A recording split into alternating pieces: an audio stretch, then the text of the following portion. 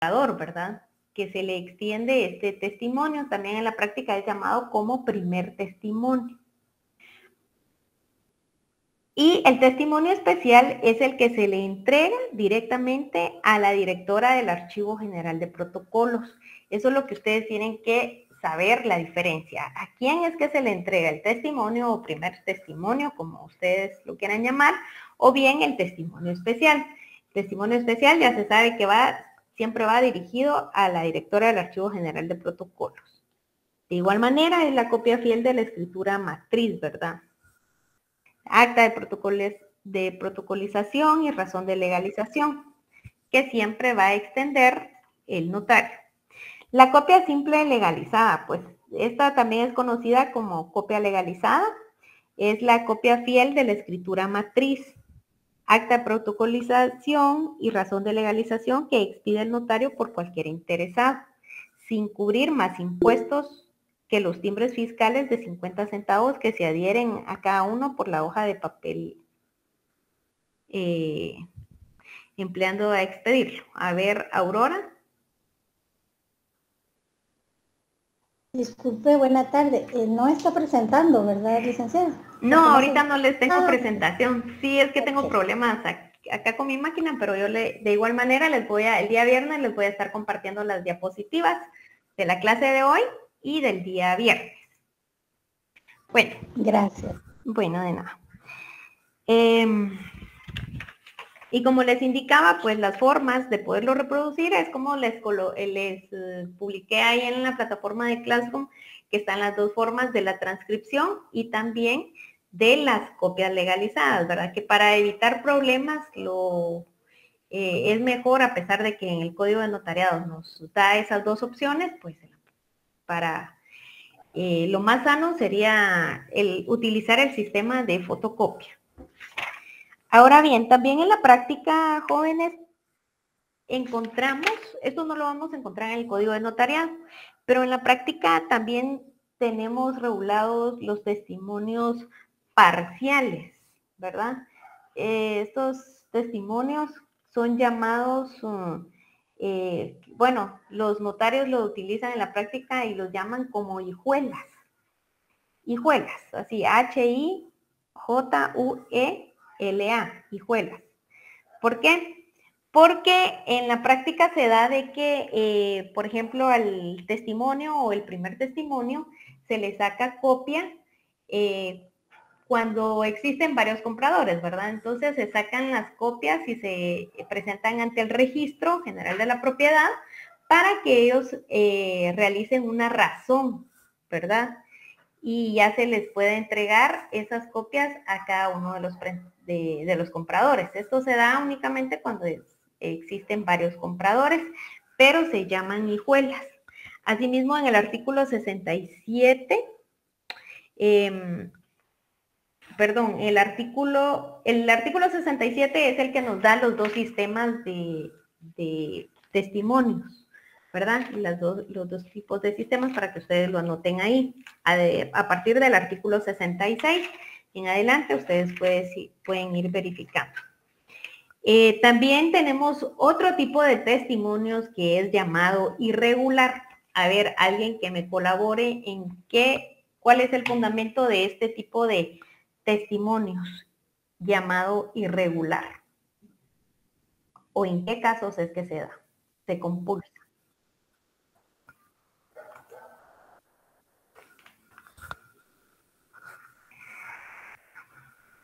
¿Andan tímidos? ¿No quieren hablar? ¿O están buscando el fundamento?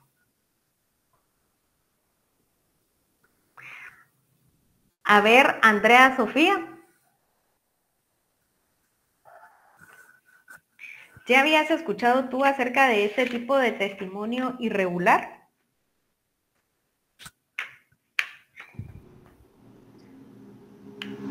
Licenciada, disculpe, son los que están fuera del protocolo, disculpe.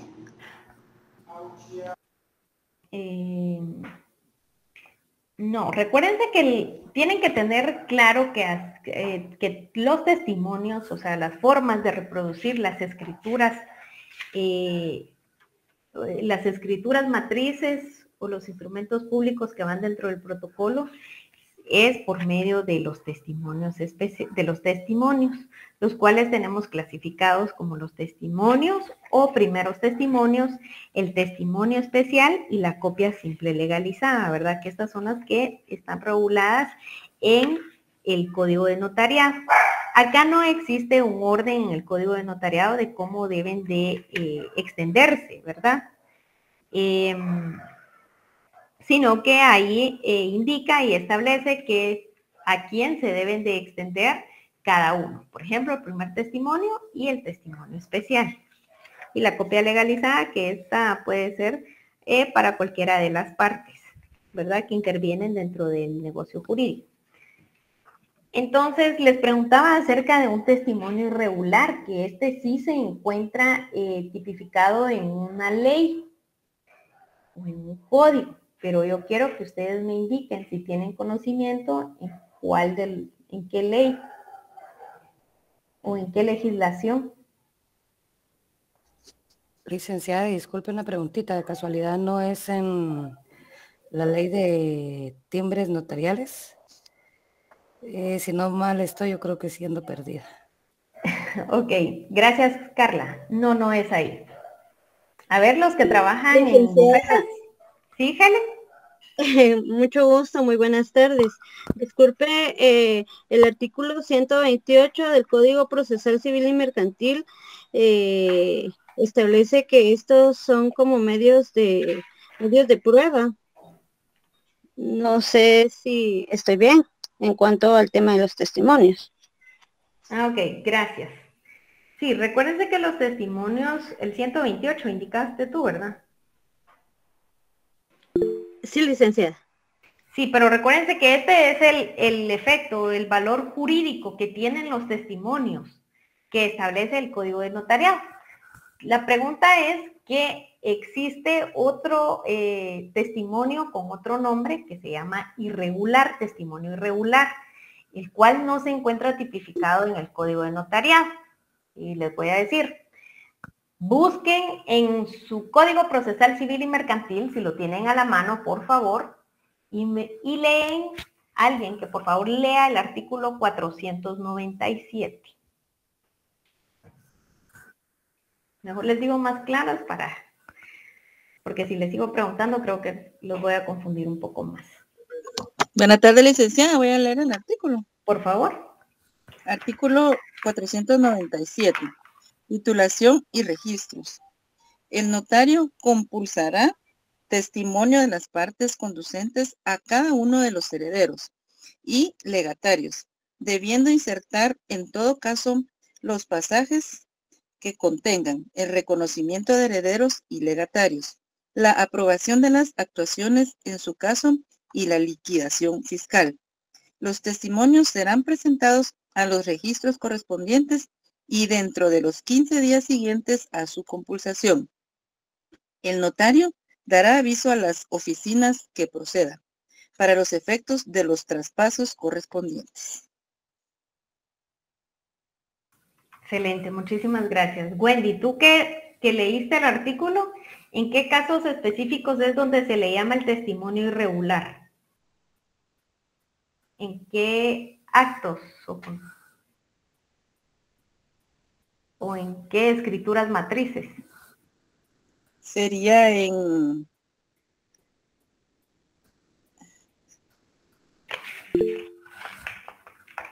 A ver, Carla Morales. Sería en todo lo que tiene que ver con el patrimonio familiar, según el decreto 5477. Licenciada. Eso entiendo yo. Ok, gracias. Perdón, licenciada. Sí, Helen. Disculpe, en lo que respecta a actas comunes en la vía pública. Actos comunes en la vía pública, no. Actas que se faccionan comúnmente en la vía pública, que no se reproduce en una escritura matriz ni se reproduce en un acta de protocolación. Ok, no. Gracias. A ver, Aurora. Licenciada, como ahí dice de los herederos y legatarios, es lo del testamento, ¿verdad? Exactamente. Gracias, Aurora. Licenciada, ¿podría ser un proceso sucesorio? Pero dentro del proceso sucesorio, recuérdense que el proceso sucesorio es ya donde se lleva, pero para que quedemos, el trámite del proceso sucesorio es otro trámite ya ante los órganos jurisdiccionales. Pero acá en este artículo, por eso ustedes tienen que leer bien cada artículo. Ahí dice que compulsará testimonios de las partes conducentes a cada uno de los herederos y legatarios. Entonces, cuando estamos hablando de herederos, a ver, Eric David Jock. Buenas tardes, licenciada. Estamos hablando de los testimonios irregulares. Usted hizo la pregunta de cuáles son. ¿Verdad? Los testimonios irregulares, por lo que yo entiendo, son aquellos documentos de reposición del protocolo, que está en el artículo 92. ¿Y qué dice el artículo 92? Es bastante extenso, no sé si se lo leo. Artículo 92 dice: declarada procedente la reposición, el juez pedirá a la Corte Suprema de Justicia copias de los testimonios enviados por el notario, correspondiente al protocolo que deba reponerse, los cuales servirán para la reposición. En caso que dichos testimonios no existieran en el archivo de protocolos, por cualquier motivo se pedirán las copias que hubieran en el registro de la propiedad y el registro de la propiedad inmueble, y se citará a los otorgantes y a los interesados, previéndolos la presente de los testimonios o copias que tengan en su poder. La citación se hará por avisos que publicarán 3 veces durante un mes en el diario oficial y en otro de los mayor circulación en la localidad. Si existiera el testimonio del índice de protocolo que trata de reponerse, los avisos contendrán la nómina de los otorgantes. Ok, muchas gracias. Si existiera el testimonio del índice del protocolo. Muy bien, gracias. Dentro de los testimonios irregulares también vamos a mencionar otros, pero ahorita estamos específicamente en el artículo 497. Y ese artículo del procesal civil y mercantil, y ese artículo se refiere específicamente a los testamentos, al testimonio especial de los testamentos. Ahí regresamos, recuérdense que ese artículo ya lo vimos, al artículo 37, ¿verdad? Donde hace referencia del testimonio especial de los testamentos que se deben de entregar. Gracias, no me recuerdo quién habló, Eric, por la información. Sin embargo, vamos a hablar de otros tipos de testimonios que también se dan o se encuentran dentro de esa clasificación. Tenemos que también se le llaman irregulares al índice, a los testimonios de partes conducentes y rectificación de área, ¿verdad? Por si ustedes lo quieren ir anotando. También se le denomina como irregular a la copia simple legalizada. También se encuentra dentro de esa clasificación doctrinaria. Pero les puse este ejemplo del procesal civil y mercantil porque yo quiero de que ustedes comprendan e interpreten estos artículos, ¿verdad?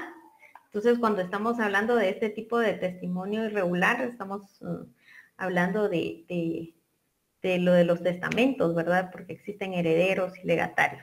Entonces, ahora bien, como lo indicaba la compañera anteriormente, por supuesto que los testimonios tienen su razón de ser y que es acá en Guatemala, por supuesto, le da un valor probatorio y sirven de plena prueba, tal y como lo indicaba ella en el artículo.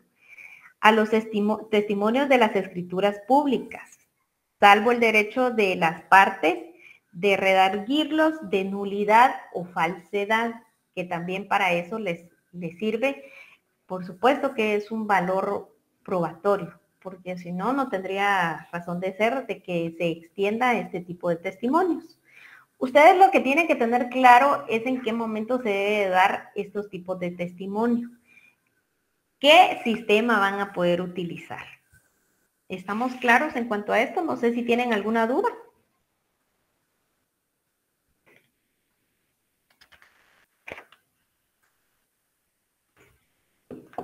¿Tienen alguna duda? Disculpe, perdone que yo tanto interrumpo.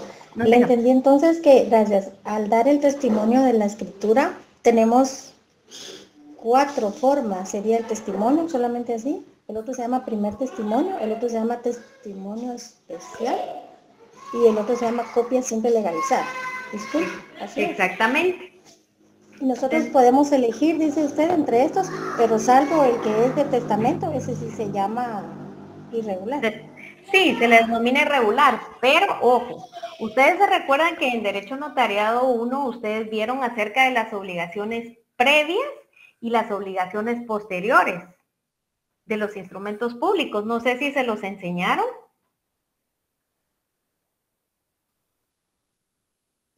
Sí, licenciado. ¿Sí se los enseñaron? ¿Sí lo tienen claro?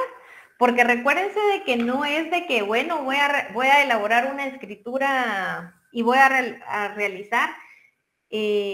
Recuérdense que dentro de cada acto o contrato que ustedes realicen, tienen obligaciones previas y posteriores. Estas del testimonio, de los testimonios, son obligaciones posteriores a la elaboración de una escritura matriz. ¿Por qué? Porque es una forma de cómo ustedes tienen que avisar, por ejemplo, el testimonio especial, ese lo tienen que realizar, tienen el plazo de 25 días, según el Código de Notariado, después de que ustedes elaboran una escritura matriz. ¿Alguien que me apoye ahí con el artículo? Vamos a ver. Artículo, licenciada. Del plazo para poder extender los testimonios. Licenciada, perdone, yo creo que es el artículo 37, inciso C. Sí, por Remitir, favor. inciso C, remitir un aviso al Archivo General de Protocolos o a los jueces de primera instancia en su caso dentro de los 25 días hábiles siguientes al vencimiento de cada trimestre del año calendario en papel sellado de menor valor, indicando el número y fecha del último instrumento. Yo creo que es el público. inciso A, compañero. Perdón, Inciso A, me 37, equivoqué. artículo 37, inciso A. Ahí sí dice eso.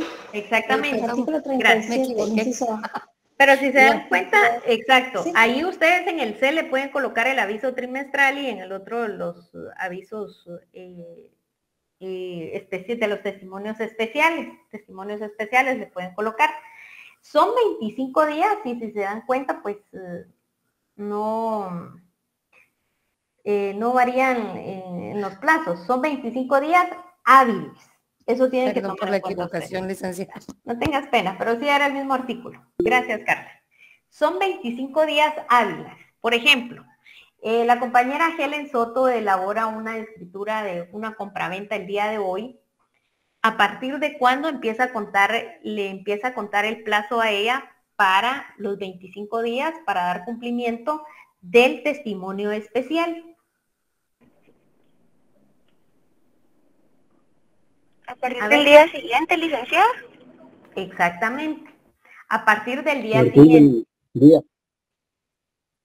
A partir del día siguiente. Por ejemplo, si la elaboró el día de hoy, a ver, Helen, tú que levantaste la mano, ¿a partir de cuándo empiezas a contar? Helen Soto. A partir del día siguiente. Por eso. Porque dice, serán por eso te autorizados. pregunto, si tú la elaboraste el día de hoy, la 14 de agosto del 2023. Yo entiendo que el plazo empieza a contar al día siguiente. Por eso te pregunto, o sea, tú dices que a partir del día de mañana 15. Ajá. Okay, pero siendo la fecha que es, supongámosle por ser asueto, entonces el plazo cuenta a partir del día miércoles. ¿Me corrige, por favor? Exactamente, por eso te preguntaba que a partir de qué día. Tú decías el día siguiente, entonces estamos colocando de ejemplo que tú la elaboraste el día de hoy. Tú elaboraste ese instrumento, una escritura de compraventa, entonces el plazo empieza a correr a partir del día miércoles. ¿Por qué? Porque el día de mañana no es un día hábil, porque según la ley, mañana es feriado, ¿verdad? Ajá. Entonces empieza a contar del día siguiente. Por eso dice la ley 25 días hábiles. Solo tienen que contar de lunes a viernes y si existe un asueto o un feriado, como lo es mañana, pues se corre hasta el siguiente día, ¿verdad? A ver, Ingrid Suset y luego Carla Morales. Muy buenas noches, licenciada. En todo caso, esto del feriado afectaría solamente si el notario ejerce en la capital. Exactamente, únicamente si está acá en la capital, para poder entregarlo.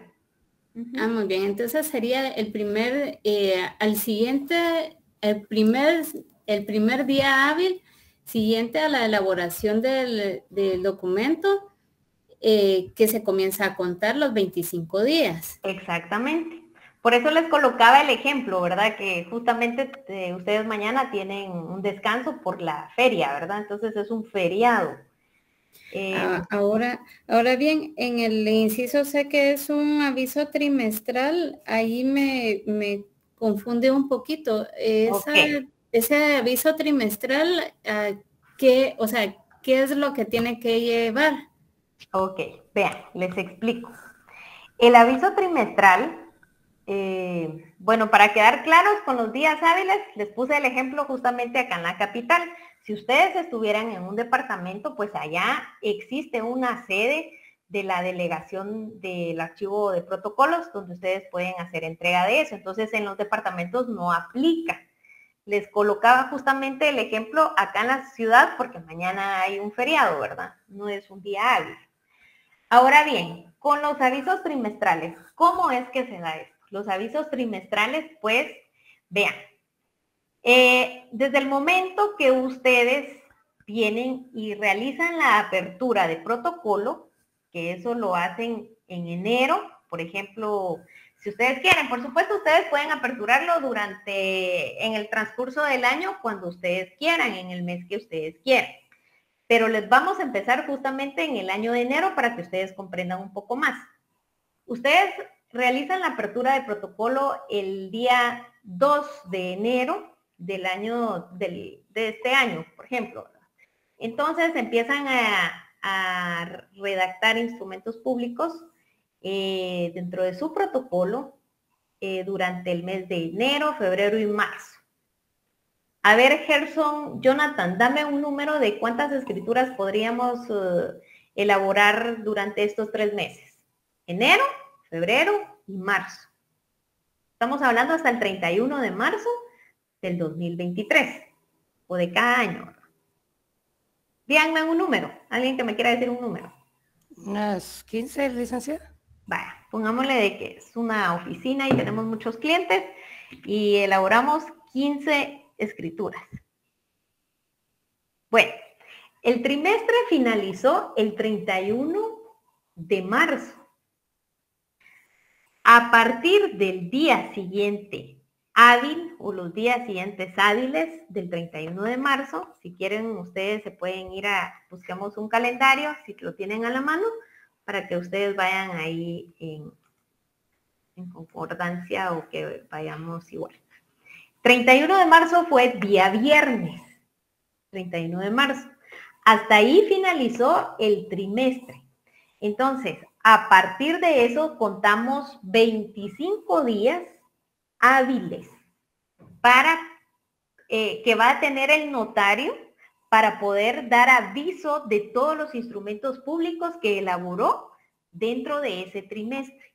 O sea, tiene que realizar, eso se los voy a estar compartiendo el día viernes, un formato, que ese formato por lo regular a veces el Archivo General de Protocolos hoy en día sí está colaborando mucho con los notarios porque pasa formatos de cómo realizar o elaborar los testimonios especiales o de los índices, etcétera, ¿verdad? Entonces, es un formato el que se debe llenar. Ustedes colocan escritura 1, la fecha y colocan así corrido las 15 escrituras, y ese es el aviso, ese aviso trimestral es el que ustedes tienen que dar.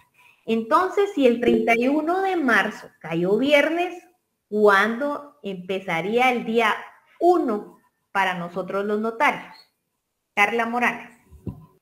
Esa iba a ser mi pregunta, licenciada, con respecto al artículo anterior y este. Cuando nos referimos a días hábiles, así como mañana, obviamente, acá en la capital es feriado, y cuando es asuetos es igual, pero supongamos en las entidades, por decirle algo, en el Archivo General de Protocolos, ¿también se trabaja sábado y domingo y se cuenta como día hábil o se cuenta como, o no se toma en cuenta como día hábil? Siempre he tenido esa duda. Ellos no trabajan sábados y domingos, ellos solo trabajan de lunes a viernes. Pero así como para nosotros los notarios, ¿contaría como día hábil o lo deshabilitamos, por decirle algo? No, es que días hábiles son de lunes a viernes. Entonces, entonces, exacto, esos son los días hábiles para nosotros los notarios también. O sea, que nosotros podamos elaborar cualquier instrumento público un día sábado o domingo, eso lo podemos hacer, porque para eso no hay ninguna prohibición, ¿verdad? Okay. Pero ellos dicen hábiles a efectos de ellos, pues, que ellos los vayan a recibir. A efectos de las entidades, ¿verdad? Lunes a viernes. Exactamente, exactamente. Para la elaboración no hay ningún problema, pero para la presentación, si ustedes llegan el día 1 de abril, pues de ahí solamente que los fantasmas se lo reciban, ¿verdad? Porque no hay nadie que trabaje. Ajá. Sí. Okay. Gracias, licenciada, muy amable. A ver, Luis David, y luego con Luis Fernando. Buenas noches, licenciada. Tal vez solo para estar un poco al tanto del plazo, en el artículo 45, inciso E de la ley del organismo judicial, lo regula. En los plazos que se computen por días, no se incluirán los días inhábiles. Son inhábiles los días de feriado que se declaren oficialmente, los domingos y los sábados. Muy bien, gracias por el aporte, Luis David. ¿Qué artículo, disculpe, compañero? Artículo 45 de la ley del organismo judicial. Muchas gracias. Gracias. 45 de la LOJ. A ver, Luis Fernando. Perdón, licencia, había levantado la mano para responder que el día sería el día lunes que empieza a correr el plazo para notificar. Para notificar. Sí, es que usted había preguntado que si viernes era 31, ¿cuál era el día hábil donde empezaban a contar los 25 días? Y mi respuesta era que el lunes. Lunes, excelente. Muchas gracias, Luis Fernando. A ver, Brenda, Janet. Licenciada, disculpe, buena tarde. Si ellos tuvieran un descanso adicional, aparte de esto ahorita de la feria, contaría, corre los 25 días con ese descanso, ¿no? ¿Algún aniversario, cosas así? Si es algún aniversario, pues no tendría que contarlo, porque recuérdense que hasta en el Código de Trabajo establece los días que son de asuetos y de los días que son inhábiles. Y también con el artículo 46 de la LOJ que dijo el compañero 6 fue, ¿verdad? Entonces, ahí está más que claro. Ahora bien, pues las entidades únicamente puede ser por aniversarios. Ellos, pues eso sería a favor del notario, ¿verdad? Ya tendría un día más para poderlo presentar. Entonces, si las instituciones o las entidades públicas pues dicen de que no se va a trabajar, pues ya se tiene que tomar en cuenta de que ese día no lo cuentan, no lo toman en el conteo, ya es un favor para ustedes. De igual manera, el archivo, como les explicaba, el Archivo General de Protocolos siempre está sacando los avisos los anuncios o las cápsulas informativas. Siempre en la página del organismo judicial ustedes ahí pueden encontrar, ya cuando ya se está acercando la fecha para vencer, que se va a vencer el plazo de los avisos trimestrales, siempre ellos lo publican en la página. Pero ahora bien, continuando con el plazo, entonces, si el 31 finalizó, fue día viernes, el plazo va a empezar a contar desde el día 3 de abril, que sería día lunes, tal y como lo indicó Luis Fernando. Entonces, eso es lo que ustedes tienen que tomar en cuenta, deben de jugar con eso, porque si ustedes no realizan esos avisos trimestrales, también tienen sus consecuencias. A ver, alguien que quiera compartir, ¿qué consecuencia consideran que va a tener el notario si no cumple con esa obligación posterior? Una inhabilitación. Muy bien. Eric David. Ya lo respondieron los compañeros, licenciada. Gracias. Y si no estoy mal, es una multa o algo así. De los avisos trimestrales, a ver, Luis David. Tengo entendido de que es una multa de 25 quetzales. Si no se entrega, ¿el aviso trimestral o el testimonio especial? Para ambos casos. Ok. Gabriela, gracias, David. Licenciada, según tengo yo entendido, nada más cuando no se entregan a tiempo los testimonios especiales es cuando sí se paga la multa de 25 quetzales, pero los testimonios o el aviso trimestral, mejor dicho, ese no paga multa, según yo, licenciada. Ok, gracias, Gabriela. Exactamente, jóvenes. El aviso para la presentación del testimonio especial, de los testimonios especiales, si ustedes no lo presentan de forma extemporánea, que estaríamos hablando del día 26, ahí ya les van a imponer una multa que es de 25 quetzales. Ahora bien, si ustedes, como futuros notarios, no realizan no presentan el aviso trimestral de los instrumentos públicos, entonces ahí es donde viene la consecuencia, que es la inhabilitación.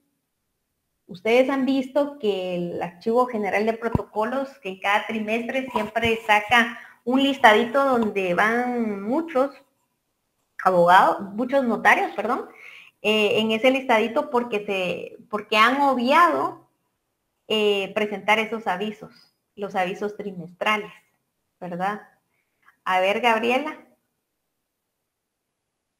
Gabriela Paola.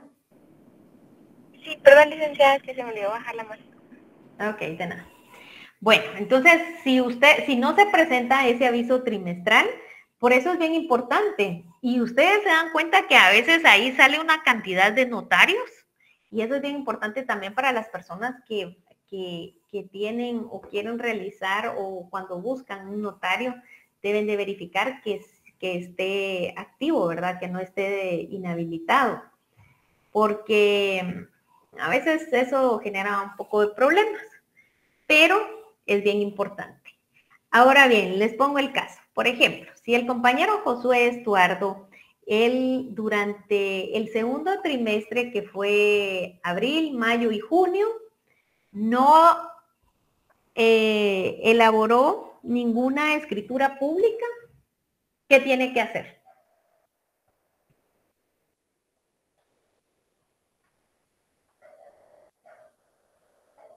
Jocelyn Mariana, ¿estás por acá? A ver, Cindy. Cindy Lorena. Licenciada, dar un aviso indicando que no faccionó o no cartuló ninguna escritura durante ese trimestre. Exactamente, gracias, Cindy. Exacto, eso es lo que tiene que realizar el notario cuando durante un trimestre no elabora ningún instrumento público, ¿verdad? Siempre se debe de dar ese aviso. Y por eso es de que a veces los notarios, entre tanto que realizan, ¿verdad? Tal vez no elaboraron instrumentos públicos, tal vez solo auténticas o se dedicó a realizar otros procesos, entonces a veces se nos pasa dar ese aviso y entonces ya aparecemos publicados dentro del aviso dentro del listado que saca el Archivo General de Protocolos, ¿verdad? Entonces, es bien importante que ustedes tomen en cuenta todas las obligaciones previas y todas las posteriores que deben de realizar, no es solo de venir y redactar. Yo he visto muchos casos de algunos notarios que de verdad a veces da un poquito de pena ajena porque ni siquiera saben cuáles son esas obligaciones previas que deben de realizar. Y al momento de que los juramentan ante la Corte Suprema de Justicia vienen y ya se van a elaborar algunos instrumentos públicos o algunas escrituras en el protocolo de otras personas. Y son situaciones y las firman. Y está bien que las firmara el dueño del protocolo, pero vienen ellos y solo prestan las hojas y las firman. Entonces es bien importante, jóvenes, que recuérdense todas las obligaciones previas y posteriores. Y lo principal para poder ejercer el notariado es realizar la apertura de protocolo, que esa la pueden realizar ustedes en cualquier mes del año. Por lo regular, la mayoría que se dedica al notariado, pues todos los principios de año lo realizan, ¿verdad? Que se paga esa apertura para poder elaborar instrumentos públicos y ejercerlas, ¿verdad? Ahora les hago otra pregunta. Esta se las voy a dejar como tarea. Nosotros los notarios tenemos esa dicha de poder celebrar actos o contratos o sea, estamos hablando del ámbito del notariado, ¿verdad? Fuera de nuestro país. ¿Será que tenemos un fundamento o es con la práctica? Yo les hago esa pregunta.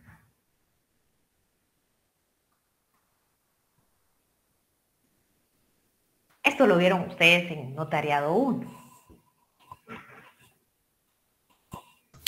Sí se puede, licenciada, pero no me recuerdo ahorita. Ok, muy bien, Ingrid, gracias. Claro que sí se puede. Sí podemos elaborar instrumentos públicos fuera en el extranjero, ¿verdad? Pero siempre y cuando que vaya a tener efectos o que surja efectos acá en Guatemala. Eso lo encontramos en la ley del organismo judicial.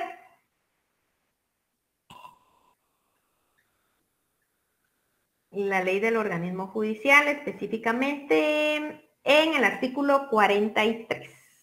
Ese se los dejo para que ustedes lo lean, que vean también de que ustedes como futuros notarios también van a poder ir a celebrar actos o contratos en el extranjero, siempre y cuando que tengan efectos o que surjan efectos acá en Guatemala. Esa, de las 3 profesiones de las cuales ustedes se van a graduar, pues esa es la única en la que ustedes pueden ir a ejercer en el extranjero. No sé si tienen alguna duda hasta el momento, jóvenes.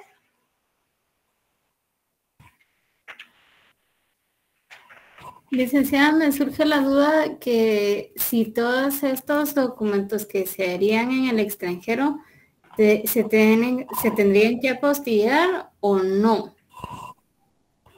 Sí, eso lo vamos a ir viendo más adelante, que esto ya toca en unas clases de adelante, que vamos a hablar de las apostillas, ¿verdad? De todo eso. Pero sí, hay documentos que sí es obligatorio realizar todo ese trámite, que ahora es un poco más fácil, ¿verdad? Pero sí tienen que llevar ese trámite de las apostillas.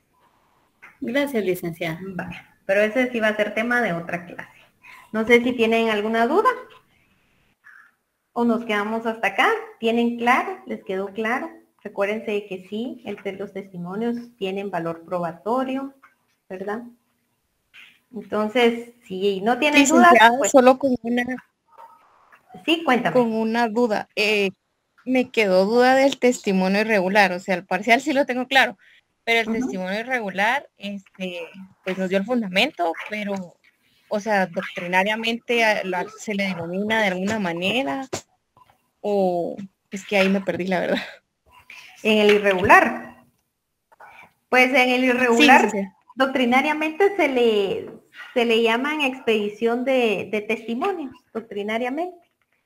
Pero sí se les llama testimonios irregulares.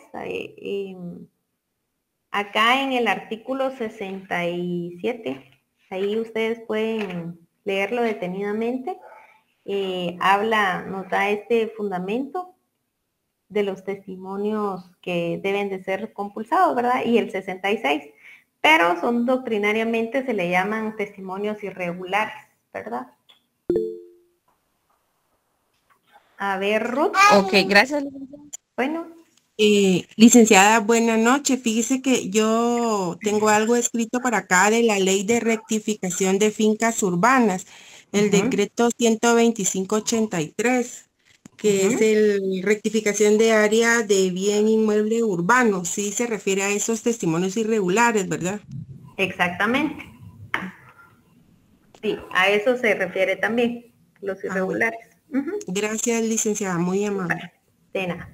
En las diapositivas yo ahí les voy a colocar los que se utilizan o los que se le denominan irregulares, les voy a colocar ahí el listadito, no tengan pena.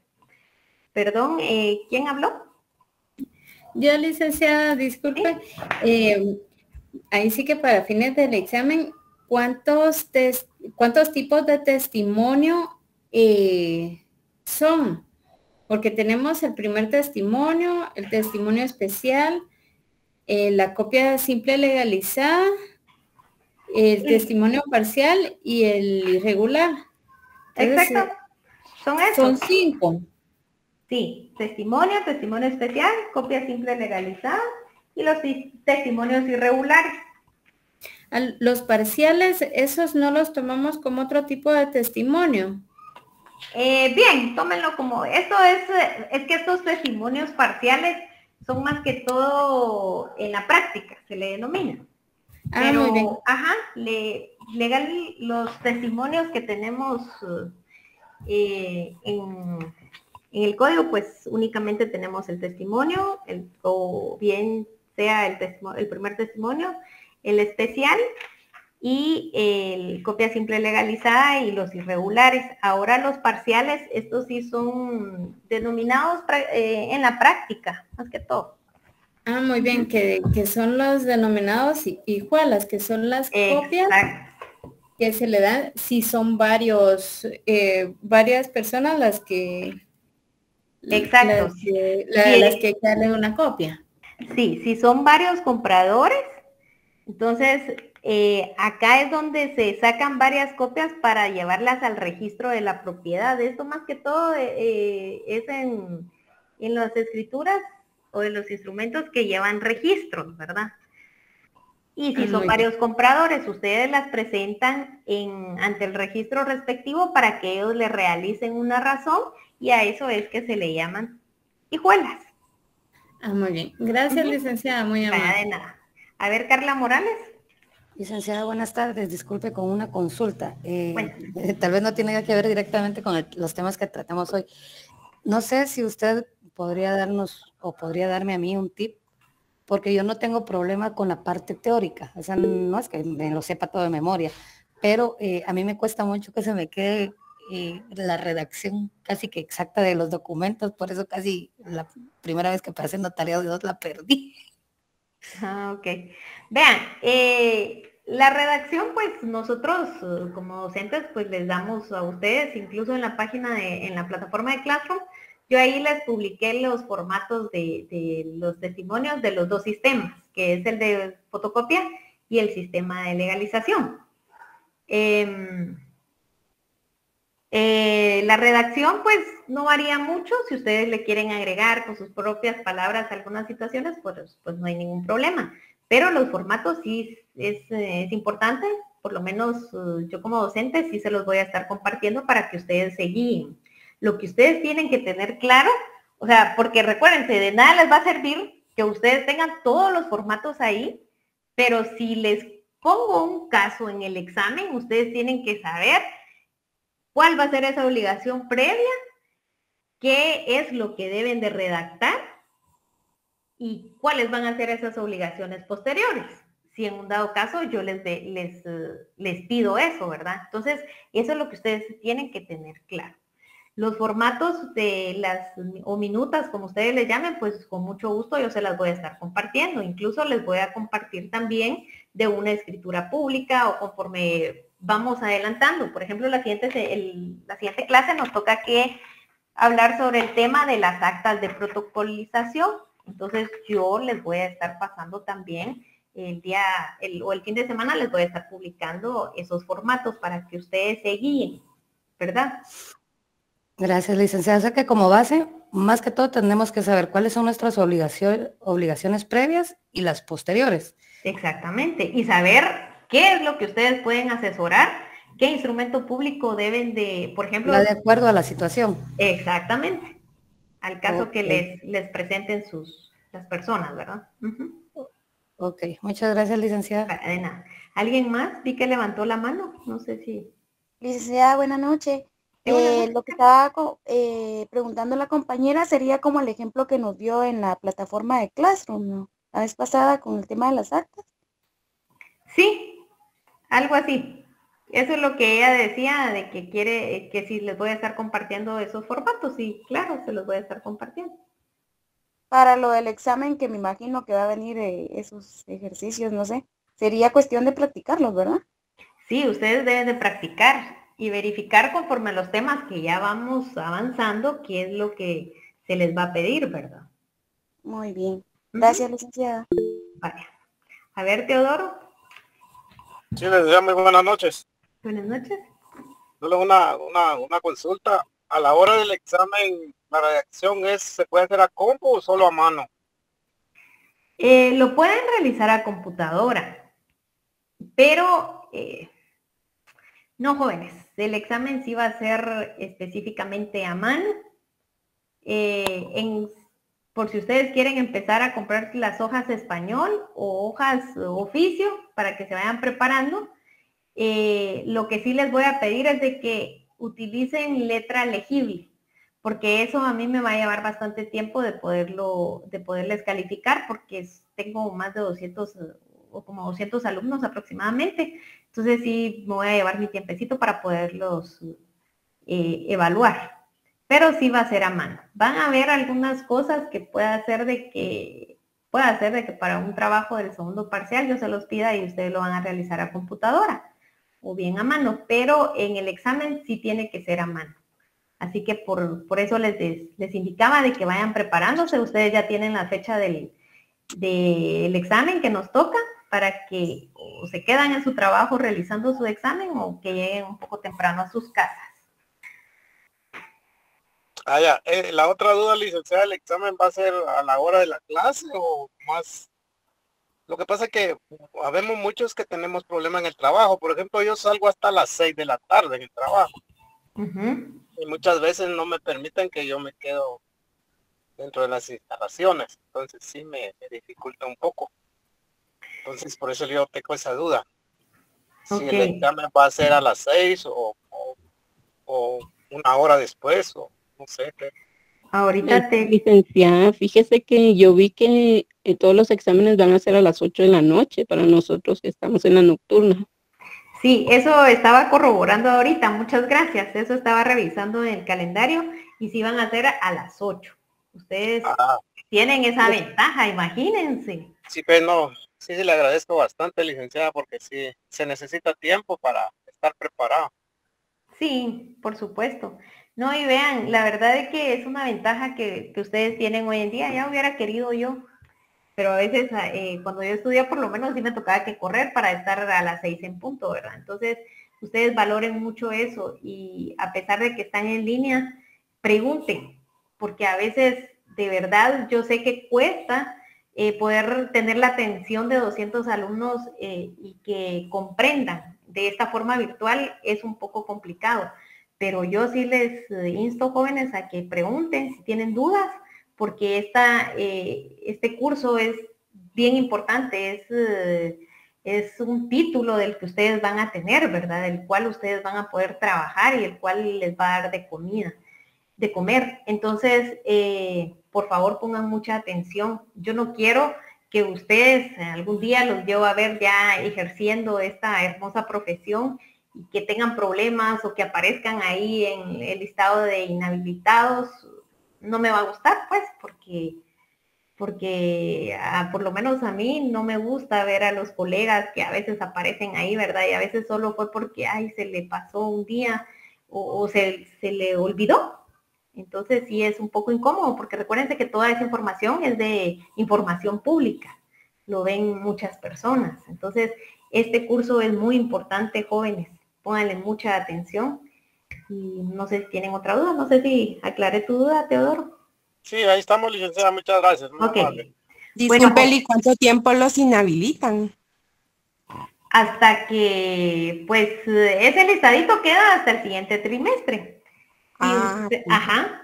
Si ustedes, pues, en el transcurso del siguiente, que se finalice el siguiente trimestre, ustedes tienen que cumplir con esas obligaciones, pues entonces ya en el siguiente trimestre o en el siguiente listadito que sacan, pues ya no van a salir, ¿verdad? Porque ustedes ya han cumplido con esa obligación. Pero si no se cumple, ahí van a pertenecer durante ese listado. Conozco a muchos colegas que a veces es por algún problema que tienen vean, jóvenes, es que existen muchos casos, por eso es bien importante no prestar el protocolo es personal, eso es de ustedes, porque si ustedes se lo van a prestar a alguien para que realice un contrato o una escritura y ustedes no saben qué es lo que se está elaborando, entonces el problema ahí ya no va a ser para el otro abogado que les pidió prestado el protocolo, sino que el problema va a ser para ustedes como dueños del protocolo. Entonces ustedes tienen que ser un poco egoístas en ese aspecto de no prestarlo, ¿verdad? Porque este curso, como les digo, ya en la práctica sí es bien delicado, entonces ustedes tienen que tener bien claros cuáles van a ser obligaciones previas y las obligaciones posteriores. Porque si ustedes no saben qué obligaciones van a tener después de realizar una escritura, pues ahí sí van a tener bastantes problemas, ¿verdad? Y no solo con sus clientes, sino que también en el colegio van a estar inhabilitados, ya no van a poder ejercer, etcétera. Entonces, yo los insto a que pregunten y ya van a ver el examen, les voy a dar el tiempo suficiente para que ustedes puedan responder. Por supuesto, con cámara encendida ese día del examen. Bueno, jóvenes, les deseo una feliz noche, los veo el día viernes. Si van a la feria, por favor, con cuidado. Gracias, licenciada. Siempre con precaución, nada en exceso. Que descansen y feliz noche y feliz feriado. Gracias, licenciada. Gracias, licenciada. Gracias, licenciada.